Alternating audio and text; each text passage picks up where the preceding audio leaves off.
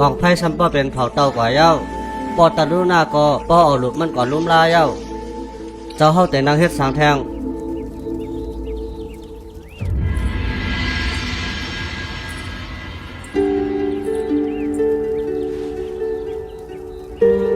เป็นสังแลเก่าเป้อิ่มจานจาดปานจังไหนเป็นสังแลเก่ามีข้อถาม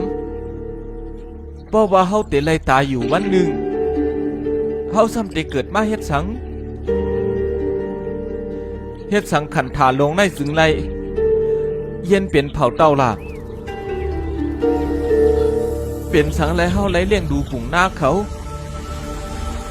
เฮ็ดสังแลโลกาในเป็นรองเปียดแลนหลายเจ้าจ้ายลองเจในห้องว่าตั้งขิงเอาย้อนพีมันละหน้าย้อนสุนไรมันแลมันจังเป็นเจ้าไหนเพราะว่ามีตั้งตายก็มันจังเต็มมีรองอิ่มจันมันเปลี่ยนอยู่โจแก็บก้อยเปื่อนเตใจถึงมันอยู่2-3 วัน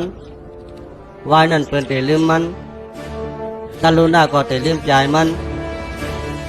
นเป็นตรงวงสังขารลงๆมือ2 วันนั้นมันไปเป็นสังก้อยกาตัวเหลียวซ้ำปอตายเฮามีอาศักอยู่หลายวันก้อยสิ